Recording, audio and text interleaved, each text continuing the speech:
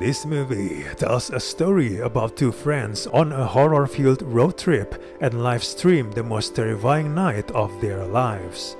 First of all, this movie was shot from Annie's cell phone, so it is meant to be a found footage horror film akin to the Blair Witch Project movie. While found footage as a style of film form has been around for decades, the variation of screen live using a computer or phone screen as the site of the video recording is still relatively fresh. There's a great wealth of potential in this subgenre that offers new formats for inventive filmmakers to experiment with.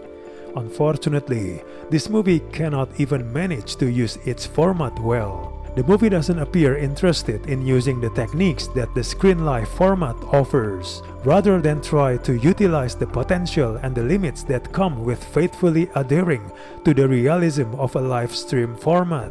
The movie cuts just like a conventional film. Techniques such as glitches and static are staples of found footage. Incomprehensible and jarring images can rack up tension and further the chaos. Unfortunately, that's not the case here. The shaky cam does less to sell the scares and more to take you out of them.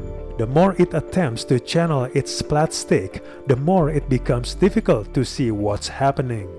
The shaky cam only gets worse the more Annie's night turned into an unrelenting series of demonic horror. Much of the action are hard to follow because what's going on is obscured by the shaky cam aesthetic. When characters are running for their lives while trying to record the thing trying to kill them, it's often difficult to make out where they are or even what's going on.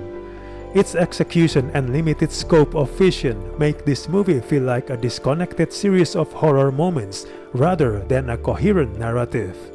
There's also a problem with the character as the movie has little interest in character construction or development beyond cliches.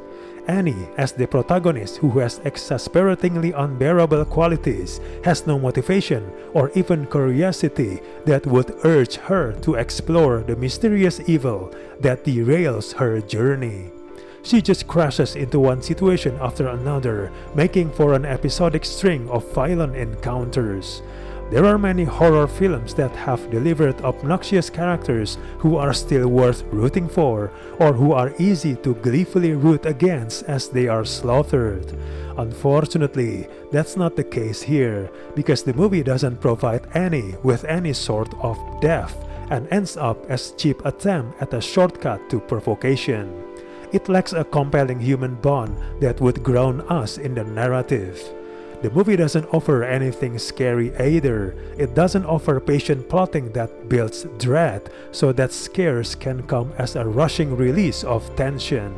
It's devoid of atmosphere and the jump scares quickly grow tedious. They have developed no worthwhile mythos behind their movie's monster as well. Overall, this movie is just a waste of time. We do not recommend this movie at all.